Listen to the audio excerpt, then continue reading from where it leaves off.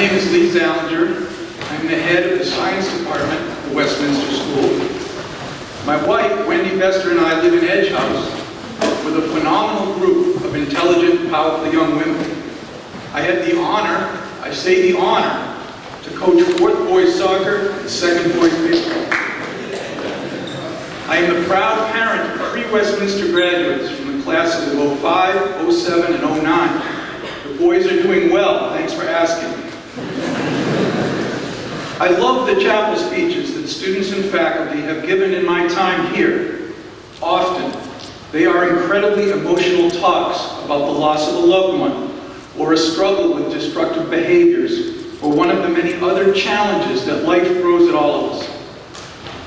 I remember vividly now an ex-physics teacher sobbing his way through a poignant talk about the loss of his mother. I have to confess, though, these emotionally powerful, heart-rending chapel talks make me a little uncomfortable. And this is a good thing. When I get pushed out of my comfort zone, I learn new things. I see things from a different perspective, and I generally experience personal growth. Travel pushes me out of my comfort zone in very productive and fun ways. According to my good friend Mr. Marco, I'm sick. He often remarks that I've caught the travel bug. My goal this morning is to explore why I love to travel so much, and more importantly, why I feel that travel is essential for personal growth and world citizenship. That's my thesis statement. Travel is an essential component in your development as a human being. I remember learning about the Incan Empire in South America when I took Spanish 1 in 1974. For 300 years, the Inca people controlled a large proportion of the area around modern-day Peru and other adjacent countries.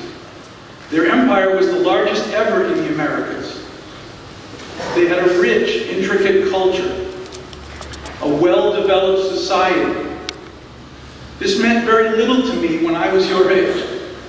This summer, my wife and I did a 4-day hike up the sacred valley of the Inca people, arriving exhausted and exhilarated at Machu Picchu. Machu Picchu was where the Incan government retreated when the Spanish conquistadores put their capital city, Cusco, to the sword in 1536. The conquistadores never found Machu Picchu. We hiked past many Inca religious structures, rest areas for messengers, and agricultural terraces. We ate what they ate. Potatoes, they had 400 varieties. Corn, they had dozens of varieties. And alpaca meat. We did, however, decline the local delicacy known to us as guinea pig. For a few days, we tolerated the cold nights and the high altitudes that they lived with all the time. Travel has made my education come alive. Last Christmas, my wife and I spent 10 days in the East African country of Kenya, exploring 5 of their national parks and observing dozens of different wild animals from close range in their natural habitats. I gained a deep appreciation of Kenya's significant efforts to preserve their wild lands, their native heritage, and their populations of animals. Yes, these efforts bring a lot of money into Kenya in the form of foreigners on vacation, but so what? Shouldn't the Kenyan people benefit from preserving their world? I also gained a deep appreciation for many of the tensions that exist in Kenya. There are hungry people who want to kill and eat the animals that the tourists come to see. Who am I to criticize a hungry man who kills a zebra to feed his family?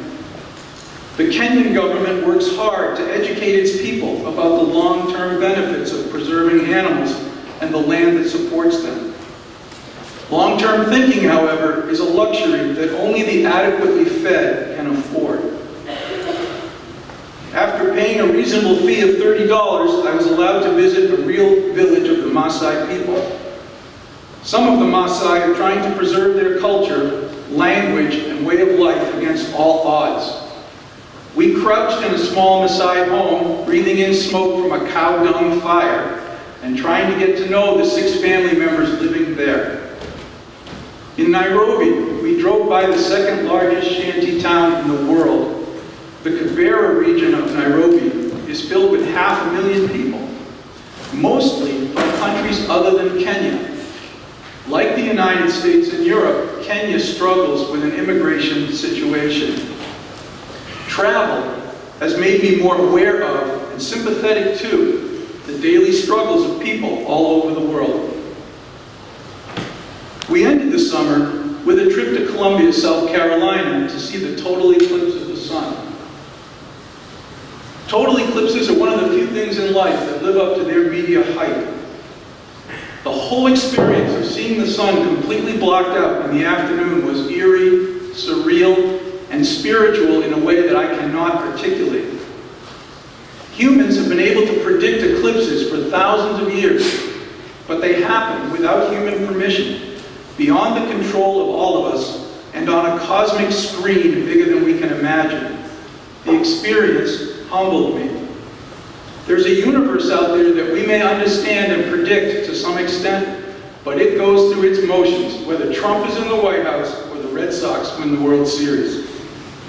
My travels have exposed me to wondrous experiences beyond what I can get in the warm and welcoming village of Simsbury.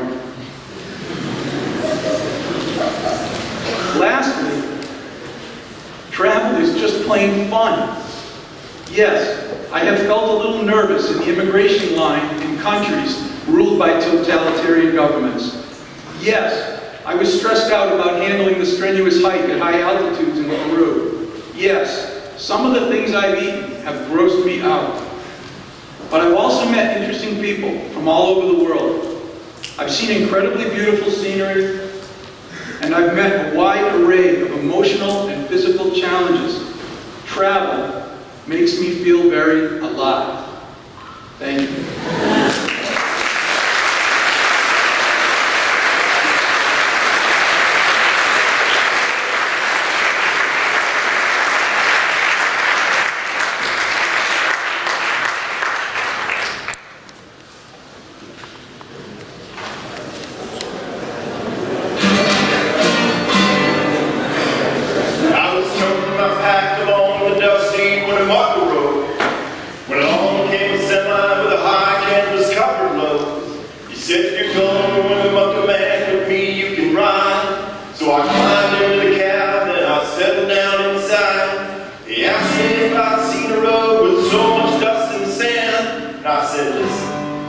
After today, we go in this year.